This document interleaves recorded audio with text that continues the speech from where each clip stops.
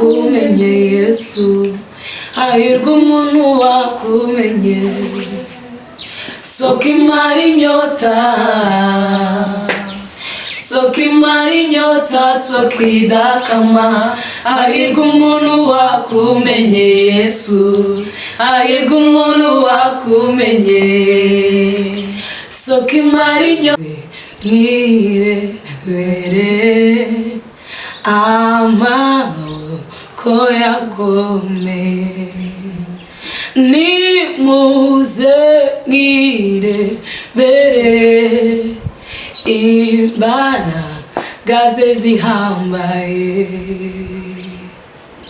Yemwe abakiri kure, yoyoyo kure y'ijwi ry'ihumure,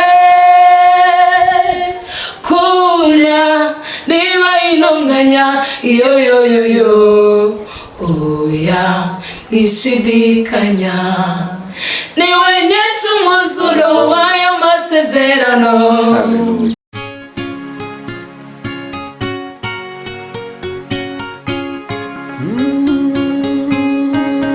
Emana we, Yesu we, ingoma yawe ni amamare.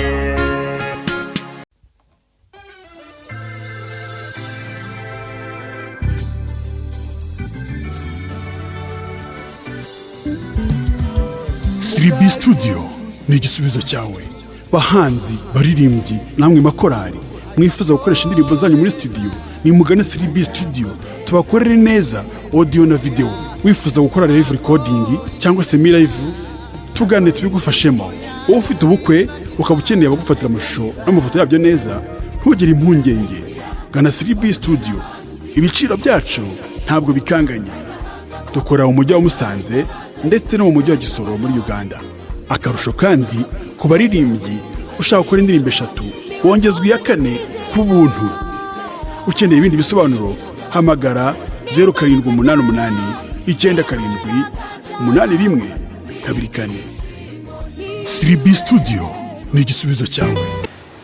Turabaramukije mu izina rya Yesu Kristo, amahoro y'Imana nabane namwe aho muherereye hose, abari mu gihugu cy'u Rwanda, abari hanze yacyo, mwese turabashimira, twishimira inkunga yanyu mudahema kutugaragariza. Ngaho rero nyemerera wowe uri kumwe natwe utangirane natwe kandi uze gusozanya natwe. Uyu munsi nakiriye bashiki banjye,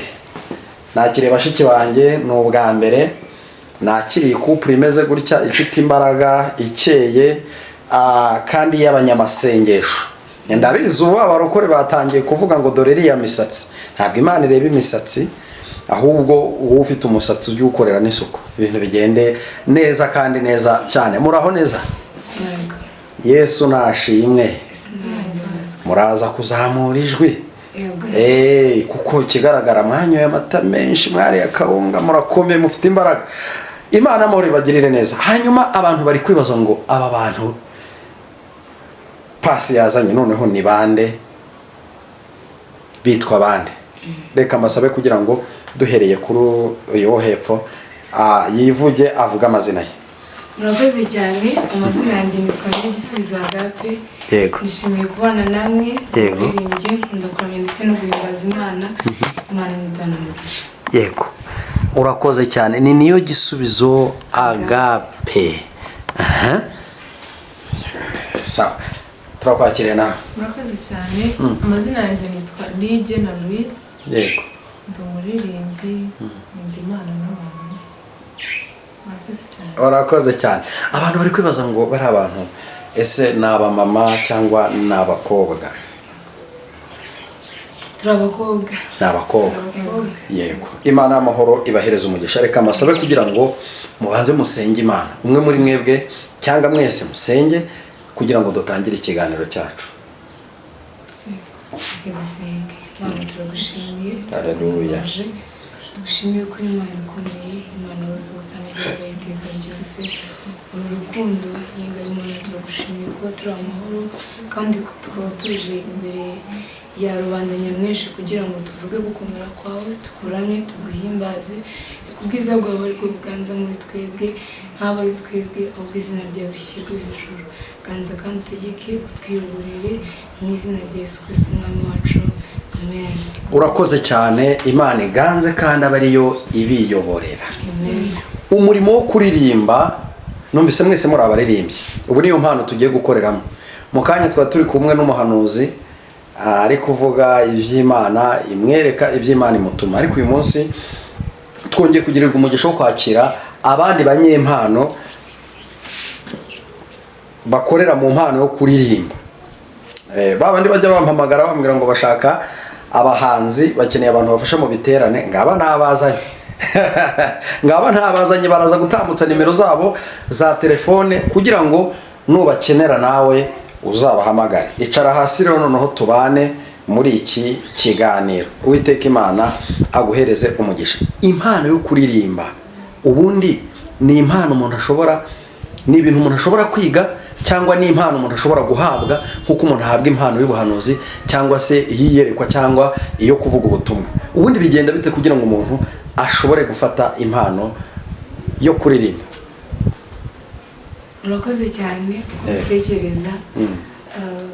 Ni ikintu umuntu yiyumvamo cyane cyane iyo gikunze, ugenda ubyiyumvamo nyine yuko iyo mpano yifite, nk'uko umuntu yumva afite impano yo guhanura akaba atandukanye n'ufite iyo kuririmba, cyangwa se ugasanga zose urazifite. Rero ntekereza ko ari ikintu nyine hari n'abatinda kubona ko bagifite muri bo, agasanga nyine yari afite impano ariko atarigeze abimenya, wenda nko mu buto bwe atarigeze abimenya, cyangwa se kubera ko akuze akunze kubibona akabikunda kuririmba, uko arushaho nyine kubishyiramo imbaraga akazasanga ya mpano yari ayifite. Yego. Nanjye uko mbyumva, yego, ukuntu nyine umuntu ashobora kubona impano nyine afite y'uburirimbyi mu gihe ukura wumva ushaka kuririmba, ukumva ko wenda udashoboye kuririmba ariko bitewe n'abantu bakumutima bakabuzi kuririmba, ukisanga nyine ufite impano yo kuririmba, ukaririmba abantu bagafashwa. Nyine nicyo gihe twebwe tumenye ko dufite impano yo kuririmba. none se niba koko ndumva ari impano imanuka nkuko n'abandi bose bazifata, ariko hari imvugo njya numva abantu bakunda gukoresha ivuga ngo uririmbye neza basenze kabiri, kandi sinzi niba byanditse muri Bibiliya, ariko abarokore bakunda gukoresha iyo mvugo cyane. Twigeze twaririmba ahantu akaririmbo, tubona umwana w'umukobwa umwuka wera uhise umwururukiraho, n'ubu ni umuhanuzi ukomeye. Kubera twari turi kuririmba, navuga ntari ku ibintu byo kuririmba ubanza wanamugane biri mu izindi mbaraga. Ariko se n'ukubera iki abaririmbya kenshi ari bo bantu tubona bagenda bigura intege mu bintu by'agakiza, kugira imbuto, kwanga icyaha n'igisa nacyo. Twumva ngo umuntu ni umuririmbyi ukomeye, ejo tugasanga atangiye kuvuga ngo wakoresha izindi mbaraga, ejo tukumva ngo yabyaye cyangwa se yabyariye runaka. Ntimubona ko iyi mpano y'uburirimbyi ari impano ishobora kugushyira mu kaga? Birashoboka cyangwa se ntibinashoboke, biterwa n'ukuntu wayakiriye cyangwa se uyifata ku giti cyawe. Nk'uko yabivuze, hari igihe abantu bakumutiva, aho wowe ukaza kubyakira nk'aho ari we bari kumutiva, cyangwa se hari ikintu cya mbere uba ugomba kubanza gutahura cyangwa se kumenya, ukavuga uti ese kuba ngiye kuririmba ni iyihe mpamvu intera kuririmba? Ashobora kuba ari uko bambwiye ko nzi kuririmba, ndi kubikora kugira ngo ngaragaze ko nzi kuririmba. Hari n'undi uririmba avuga ati kubw'Imana Imana yampaye yo kuririmba nzayikoresha kugira ngo umurwayi nindirimba ku wa mwuka ndimo umurwayi yakizwe, utarabona umwuka wakire, utaramenya Kristo amwakire. Hari abantu benshi bakiriye Kristo umwami n'umukiza wabo biciye mu kumva indirimbo. We ahantu yicaye yakumva indirimbo akavuga ati ahangaha niho nakirijwe. Ntabwo ari uko umupasiteri yanyigishije, ntabwo ari ukubera yuko umuvugabutumwa yabwirije cyangwa se umuhanuzi yahanuye nkakira Kristo n'umwami n'umukiza, ahubwo byaciye mu ndirimbo.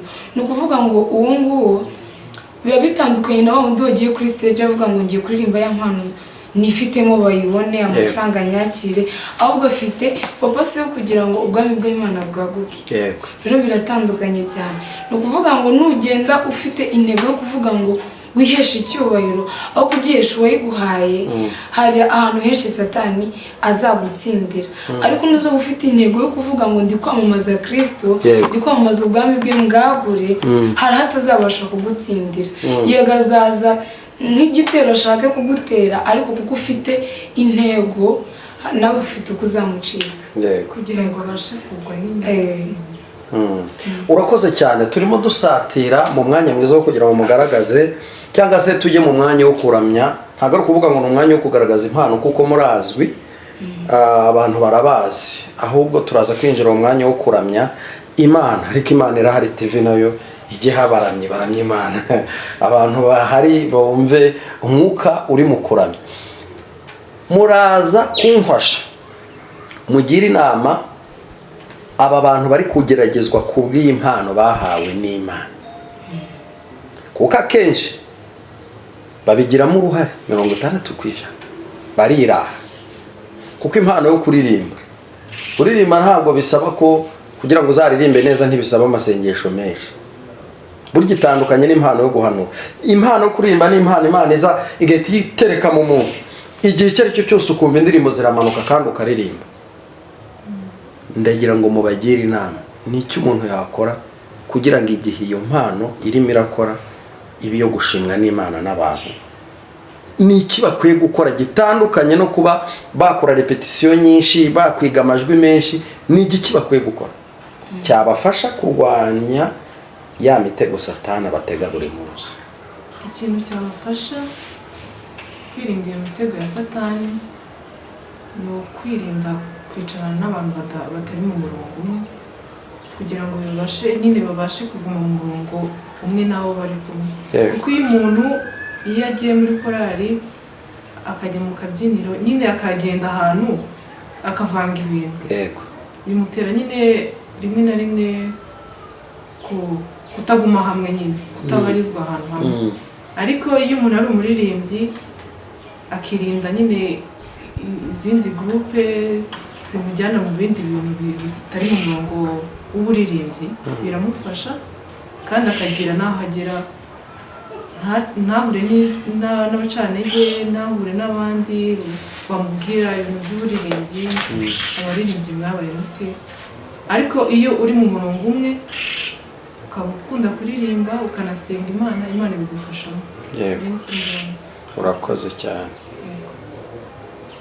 Umukozi nanjye ntabwo ndivugiye kure y'ibyo avuze, ni kubanza ukamenya abo bana nabo ni bande, ese nabo duhuje ukwizera, nabo duhuje imyemerere.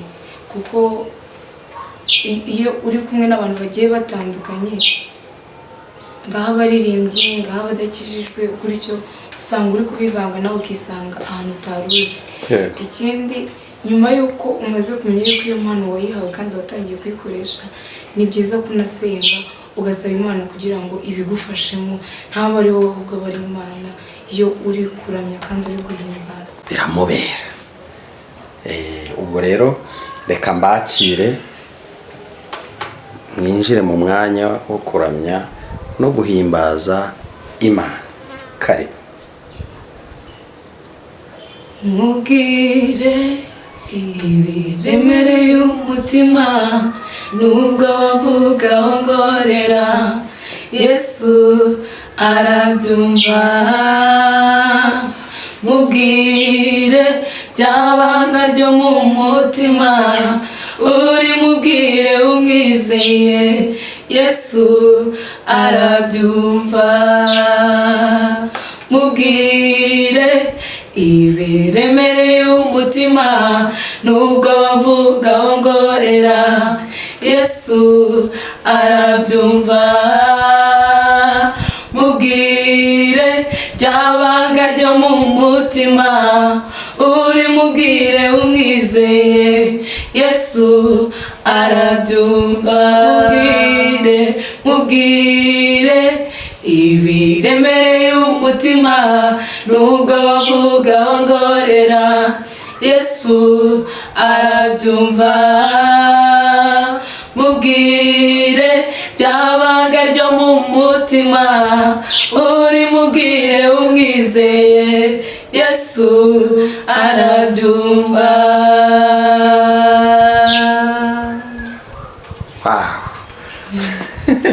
Mukomeze. Ntuteze guhinduka, ntuteze guhinduka, mwami ntabwo uzahinduka, oya ntuteze guhinduka, ntuteze guhinduka, ntuteze guhinduka, mwami ntabwo uzahinduka, oya ntuteze guhinduka, ntuteze guhinduka, ntuteze guhinduka, mwami ntabwo uzahinduka, oya ntuteze guhinduka. Ndabihamya ko uri Imana, mwami ibyo unkorera byose byose birabinyemeza. Ndabihamya ko uri Imana ikora,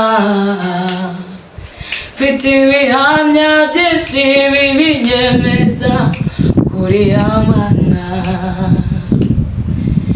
Nyuma y'imyaka 90 sarabona urubyaro, imirimo y'intoki zawe Yesu irahambaye. Uwabanye na Yosefu mu buzima bwe bwose, ageze kwa Potifari uramwiyereka. Ubana na Daniyeli mu rwobo rw'intare, zishonje zifite inzara, umurinda akanwa kazo. Ntuteze guhinduka, ntuteze guhinduka, mwami ntabwo uzahinduka, oya ntuteze guhinduka.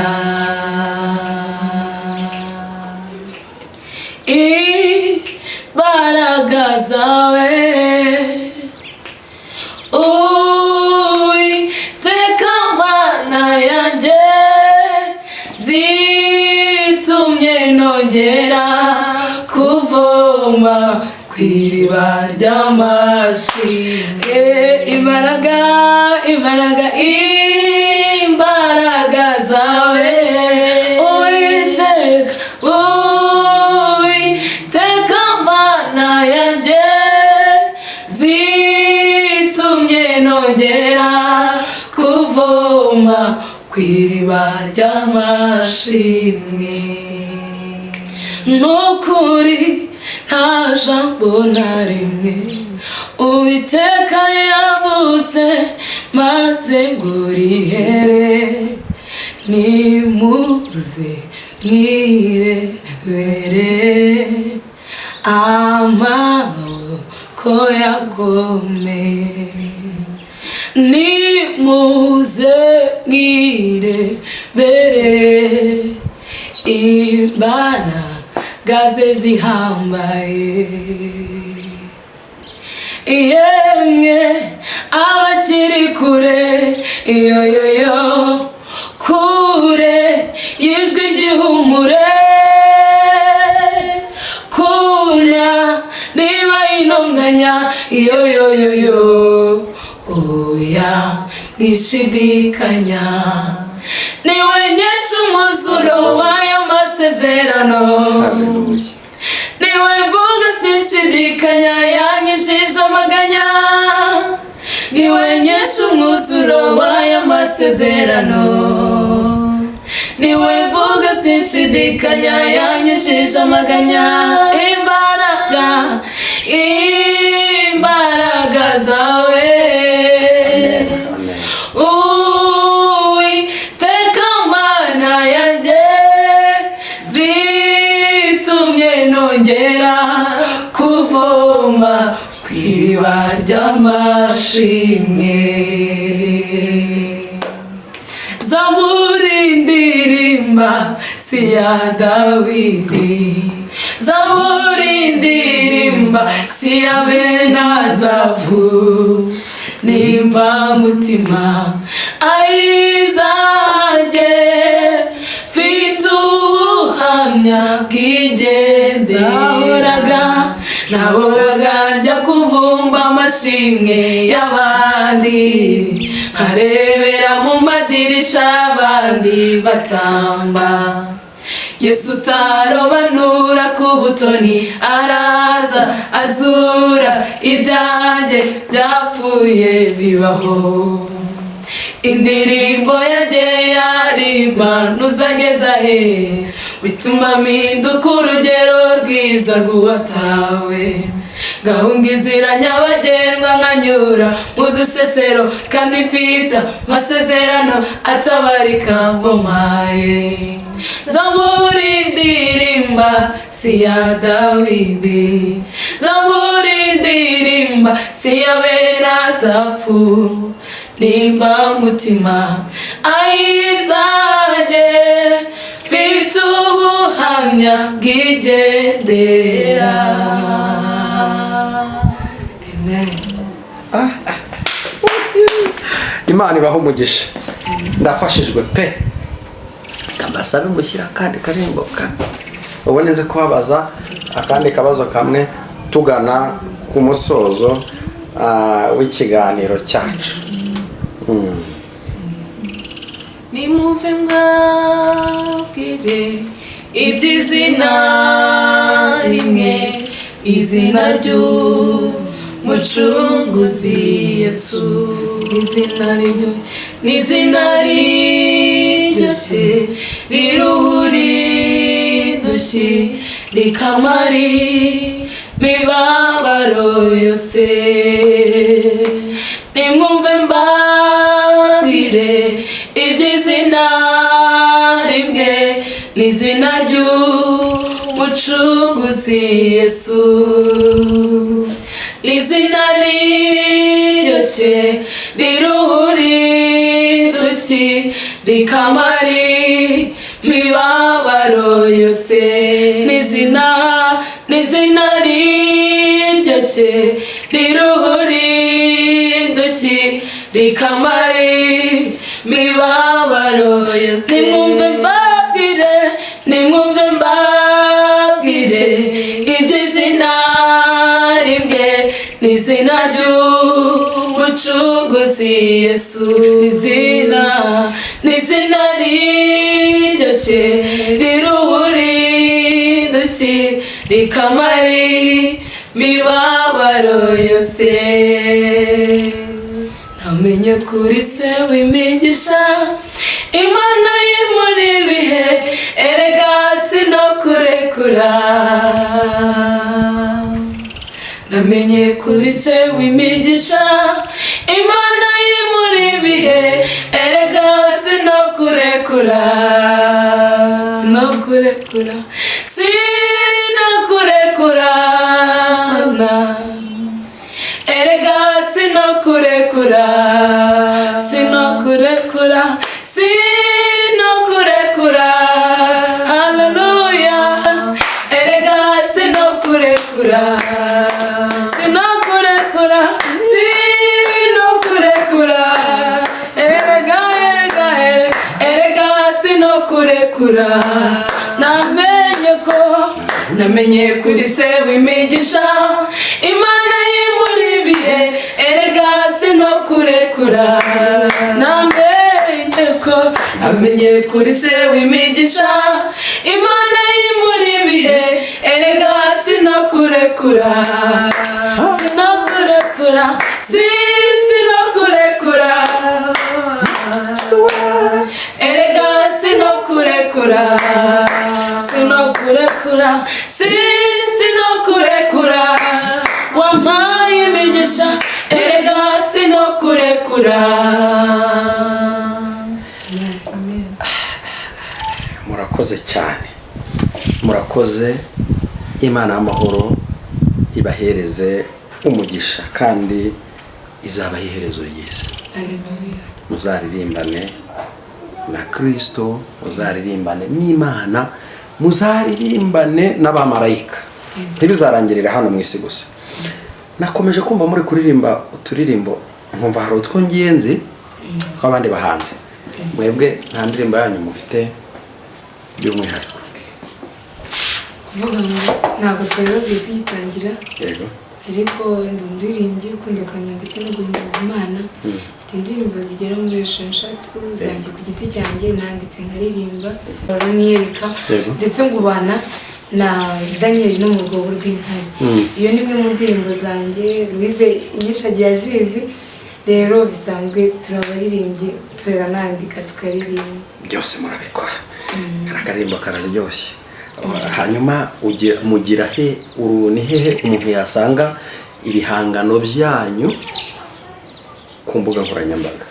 YouTube, kuri YouTube nitwa Agape Official cyangwa se ni Agape Official cyangwa ukandikamo niyo gisubizo Agape uhita uzibona zihita ziza. Hari twanganiriza niyibigena ntuteze guhinduka irabyemera ngushime nte n'iyindi yitwa You Deserve to be Praised. Sasa rero hariyo numvise yitwa nganiriza nk'amasegonda ngahe twumve. Niyibigena Imana irabizi humura mbere yuko biba ibanza kubimenya. Sorry iyo ngiyo nitwa nganiriza. Iyo yitwa Niyibigena. Tugiye kuririmba nganiriza niyo wari usabye nagitiranyije. Nganiriza. Nanjye nganiriza. Vugana n'umutima wanjye ukeneye amagambo meza mwami Imana nkeneye guhumurizwa. Vugana n'umutima wanjye ukeneye ihumure ryawe mwami Imana nkeneye guhumurizwa. Muri wowe niho nduhukira nganiriza nkeneye ihumure.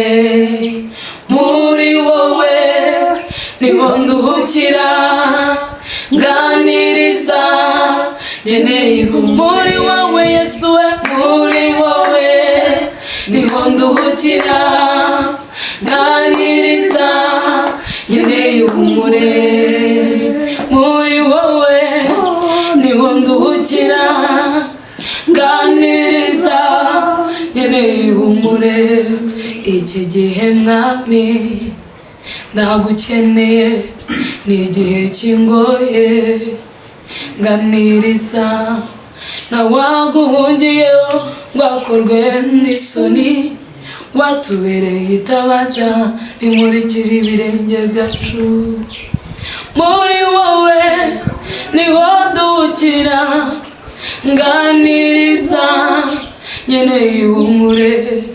Iki gihe mwami ndagukeneye ni igihe kingoye nganiriza nawaguhungiyeho ngwakorwe n'isoni.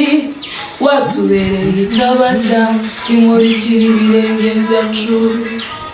Muri wowe niho nduhukira nganiriza nkeneye ihumure.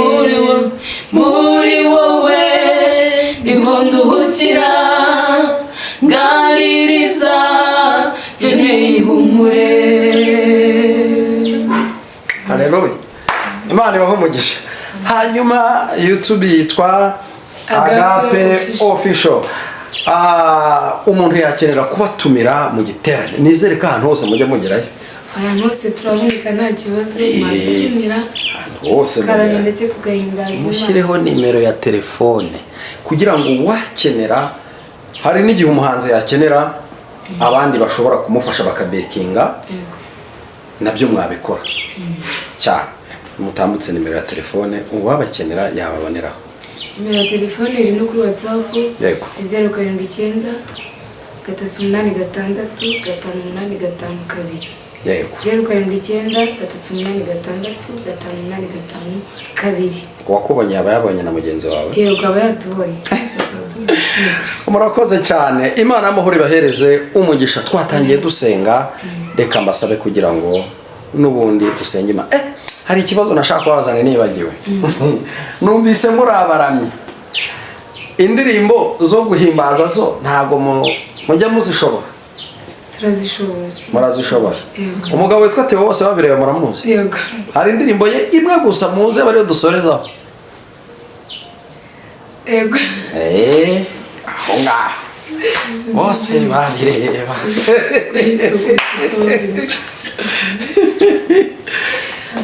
Ariyo nzi ashobora kuba yizi ariko yaraza kugufasha baririmbye. Ariyo nari mubwira ngo nagayize ariko niyo kuramya nicyo kibazo. Nta kibazo apfa ko ariya bose babireba. Sokimara inyota sokidakama, hahirwa umuntu wakumenye Yesu, hahirwa umuntu wakumenye. Sokimara inyota sokidakama, hahirwa umuntu wakumenye Yesu, hahirwa umuntu wakumenye. Sokimara